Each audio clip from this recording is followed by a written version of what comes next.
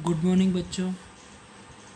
सिद्धार्थ शिक्षा सदन senior secondary school Sojat road में आपका स्वागत है। और मैं नंद किशोर। आज हम लेके आए हैं कक्षा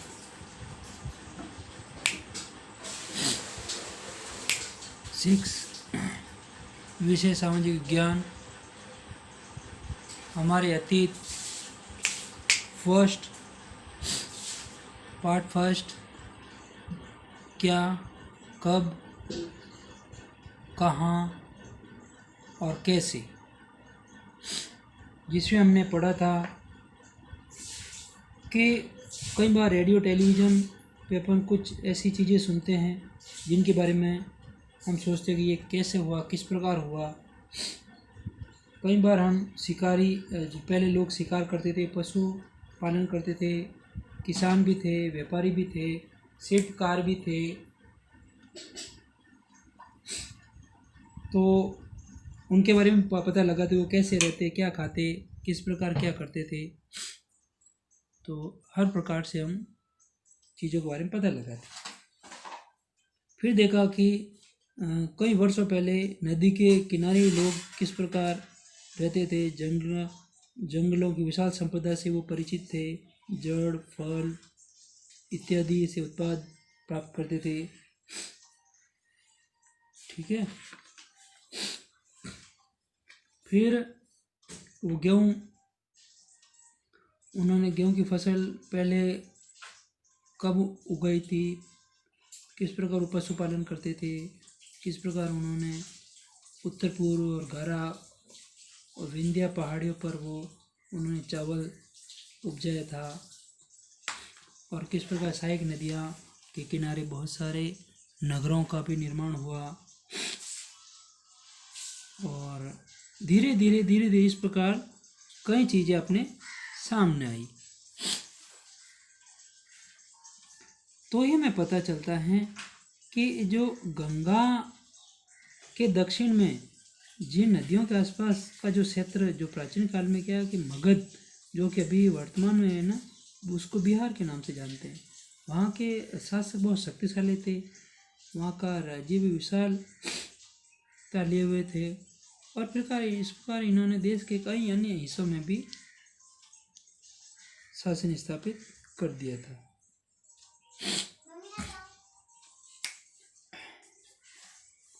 और धीरे धीरे ये चीज़ें अपने सामने आने लगी। तो देखिए, लोगों ने सदैव उपमहाद्वीप के हिस्से से दूसरे हिस्से तक यात्रा की। जो उपमहाद्वीप है, उपमहाद्वीप आपको पता ही है कि वो किस प्रकार बनता है। ठीक है ना। उपमहाद्वीप के हिस्से एक हिस्से से दूसरे हिस्से में तक वो यात्रा करते थे। हिमालय जैसे ऊंचे पर्वतों, पहाड़ियों, रेगिस्तान, नदियों तथा समुद्रों के कारण यात्रा जोखिम भरी होती थी, फिर भी लोग यात्रा करते थे। कभी कभी सेनाएं दूसरे क्षेत्रों पर भी विजय हासिल करने के लिए जाती थी। एक स्थान से दूसरे स्थान पर वो चले जाते थे। व्यापारी कभी काफिले में तो कभी जहाज़ों में अपने साथ मूल्यवान वस्तुएं लेकर, व्यापारी क्या करते थे, काफिले, जो उनका जो समूह होता था,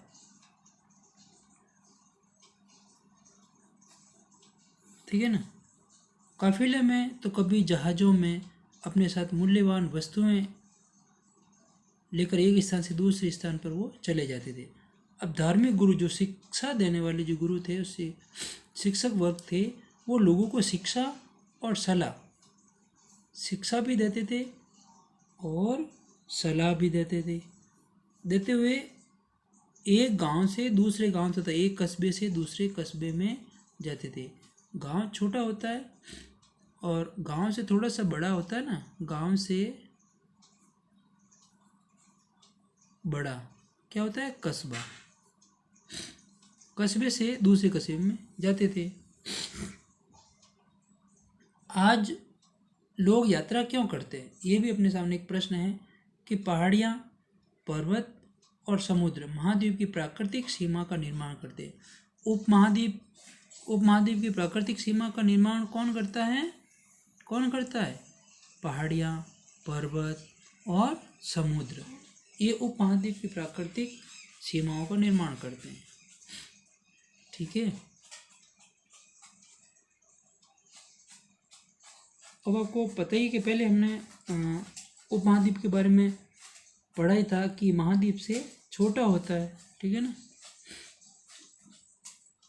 जिसमें हमने दक्षिण एशिया के बारे में भी, दक्षिण एशिया के जो देश हैं उनके बारे में हमने जिक्र किया था, भारत, पाकिस्तान, बांग्लादेश, नेपाल, भूटान और श्रीलंका, जो कि इस प्रकार ये उपमहाद्वीप में आते हैं। अब देखिए, लोगों के लिए इन सीमाओं को पार करना आसान नहीं था। जिन्होंने ऐसा चाहा वे ऐसा कर सके, वे पर्वतों की ऊंचाई को छू सके, गहरे समुद्रों को पार कर सके। तो लोगों ने सीमाओं को भी पार किया और जैसा चाहा वैसा वो वहाँ पहुँच पाए। उपमहाद्वीप के बाहर से भी कुछ लोग यहाँ आए, उपमहाद्वीप के से अंदर से बाहर और बाहर से अंदर भी आए। ठीक है ना, और यहीं बस भी गए। लोगों के इस आवागमन ने हमारी सांस्कृतिक परंपराओं को समृद्ध किया। सांस्कृतिक परंपराएं यानी कि रहन सहन, खान पान, त्योहार, वेशभूषा, ठीक है, तो इस प्रकार इन परंपराओं को भी उन्होंने बढ़ाया। अब देखिए, देश का नाम कैसे पड़ा, किस प्रकार क्या चीज़ हुई, वो देखते हैं कि अपने देश के लिए हम प्राय इंडिया और भारत जैसे नामों का प्रयोग करते। किनका? इंडिया और भारत जैसे नामों का प्रयोग करते। इंडिया शब्द इंडस से निकला है, जिसे संस्कृत में सिंधु कहा जाता है। इंडिया शब्द किससे निकला? इंडस से, और इसे संस्कृत में क्या कहते हैं? सिंधु कहा जाता है। ठीक है ना, आप ध्यानपूर्वक इस प्रकार आपको ध्यान रखना है।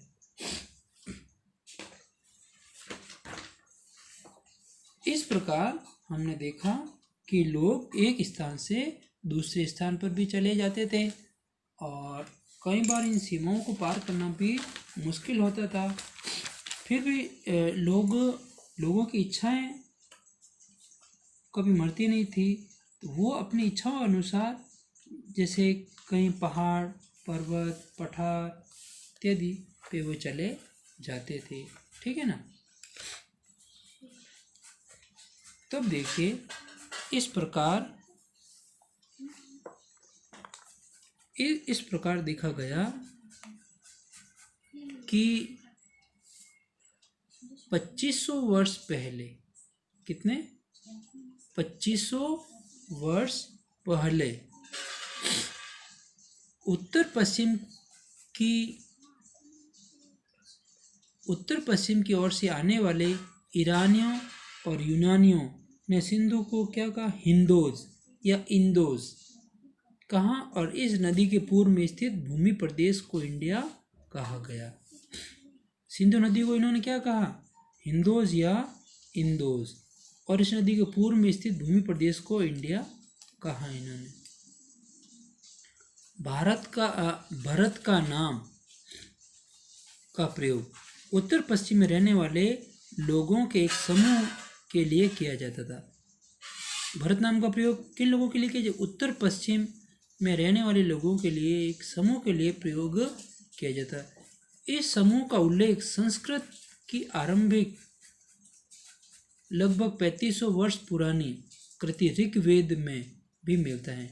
बाद में इसका प्रयोग देश के लिए होने लगा।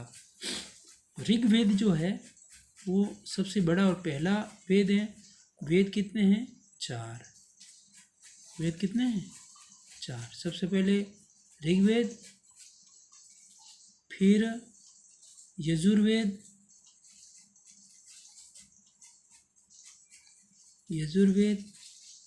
नंबर 3 पे सामवेद और नंबर 4 पे आता है अथर्ववेद।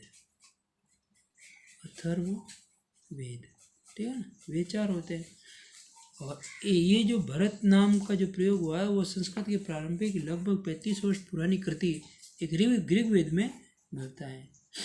और जो ये वेद जो है ब्रह्मा से निकली हुई वाणी है और इन्हीं को 4 भागों में बांटा गया है, ऋग्वेद, यजुर्वेद, सामवेद, अथर्ववेद, ठीक है। अब देखिए ताड़पत्रों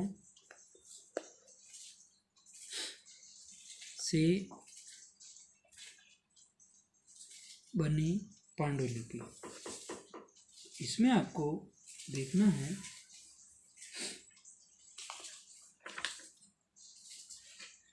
अब इसमें ध्यान देना है कि कई बार लोगों के आवागमन ने हमारी संस्कृति परंपरा को समृद्ध किया।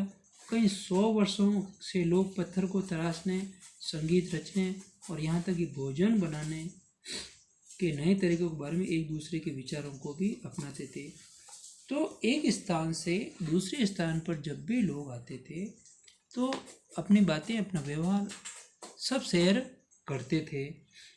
चाहे किसी प्रकार के कोई भी हो तो अपने विचार एक दूसरे से बांटते थे। फिर धीरे धीरे हमने एटलस से में पता लगाना चाहिए कि ईरान और यूनान के लोग किस प्रकार के रहते थे, किस प्रकार उनकी भाषाएं थी, किस प्रकार वो एक दूसरे से बात शेयर करते थे, अपने विचारों को शेयर करते थे। तो इन्होंने इंडिया शब्द जो इंडस से निकाला और संस्कृत में ये सिंधु कहा जाता है। और लगभग 2500 वर्ष पूर्व उत्तर पश्चिम की ओर से आने वाले ईरानियों और यूनानियों ने सिंधी को क्या कहा, हिंदोज अथवा इंदोज, ठीक है। इस नदी के पूर्व में, किस नदी के पूर्व में, सिंधु नदी के पूर्व में इंडिया जो है सिंधु नदी के पूर्व में, ये मान लो ये इंडिया है ना। इस प्रकार देखा गया कि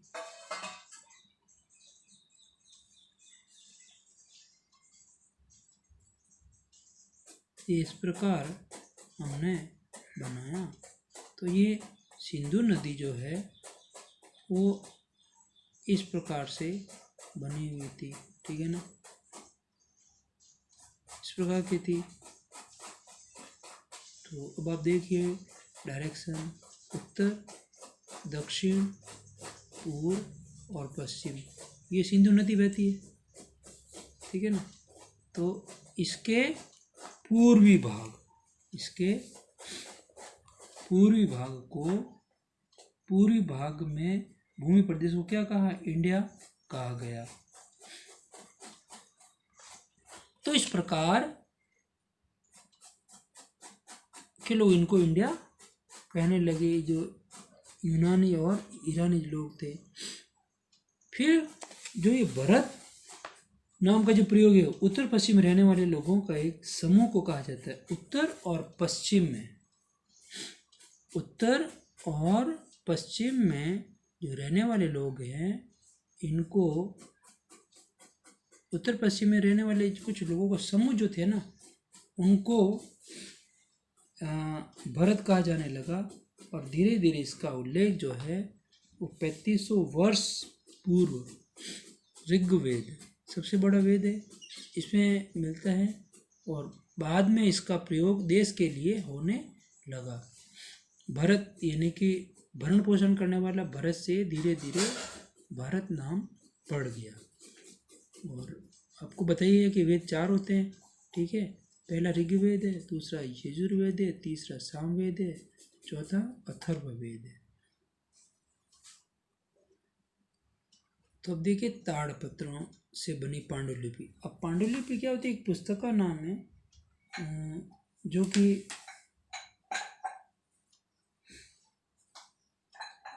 इसमें क्या होता है कि लगभग ये पांडुलिपि लगभग 1000 वर्ष पहले लिखी गई एक किताब है। कितने 1000 वर्ष पहले? कि कम से कम 1000 वर्ष पहले 1000 वर्ष पहले लिखी गई एक किताब है। किताब बनाने के लिए ताड़ के पत्तों, ताड़ का एक पेड़ होता है, ताड़ क्या होता है,